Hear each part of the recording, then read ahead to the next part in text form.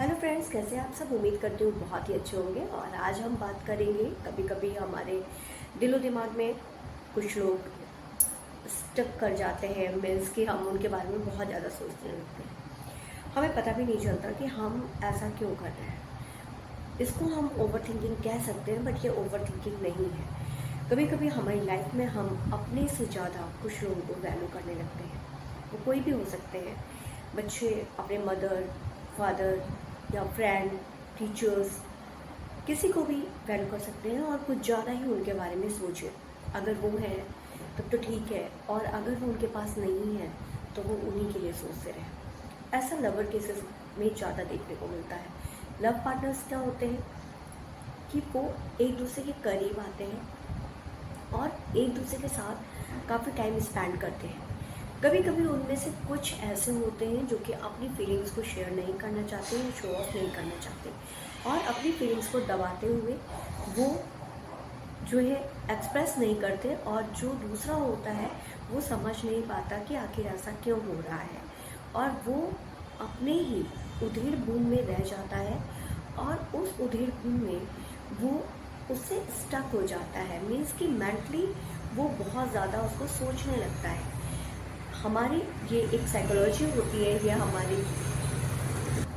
Philosophy होती है कि हम लाइफ में हमें जो चीज़ नहीं मिल रही होती या जिसके बारे में हम क्लियर नहीं होते, हम उसी के बारे में ज़्यादा सोचते हैं। जैसे हमें कोई चीज़ों के बारे में सारी चीज़ें पता हो जाए तो हमें ज़्यादा उसके लिए सोचना नहीं पड़ता।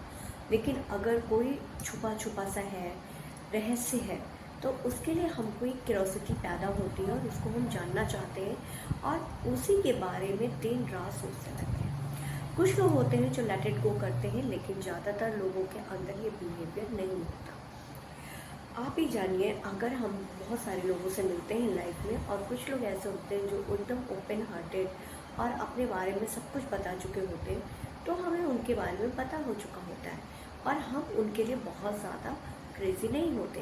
लेकिन कुछ लोग ऐसे होते हैं जो सिर्फ एक फ्लैश की तरह आपकी लाइफ में आते हैं और आपको दिखते हैं, आप उनके बारे में थोड़ा सा समझ पाते हैं और फिर वो गायब हो जाते हैं। तो आप उनको लेकर के बहुत ज़्यादा क्यूरोसिटी में होंगे कि ये क्या था, वो कैसा है या कैसी है, वो क्या कहना चाहता था, उसका नेचर कैसा होगा, बिहेवियर कैसा होगा, अगर ऐसे कोई भी चीज़ें की जाए तो उसका रिएक्शन क्या होगा। इस तरह के बहुत सारे क्वेश्चंस हमें अराइज होते हैं और हम क्या करते हैं, जाने अनजाने में स्टक हो जाते हैं। मीन्स कि उससे चिपक जाते हैं, मतलब हमारी जो थिंकिंग है वो चिपक जाती है और हम जो ज़्यादा टाइम है वो हम जितना टाइम उनको देना चाहिए उससे ज़्यादा टाइम हम उनको दे देते हैं जाने अनजाने में।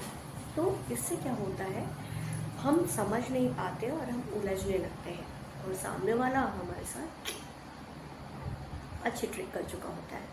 तो ऐसे में आपको क्या करना है, लेट इट गो कर दीजिए और ये सोचिए, जैसे ही ब्रेन आपका स्टक हो या उसके बारे में दिन रात सोचे, तो उसको स्टॉप करिए और अपने हॉबीज़ को डेवलप करिए। देखिए फिर कितना मज़ा आता है।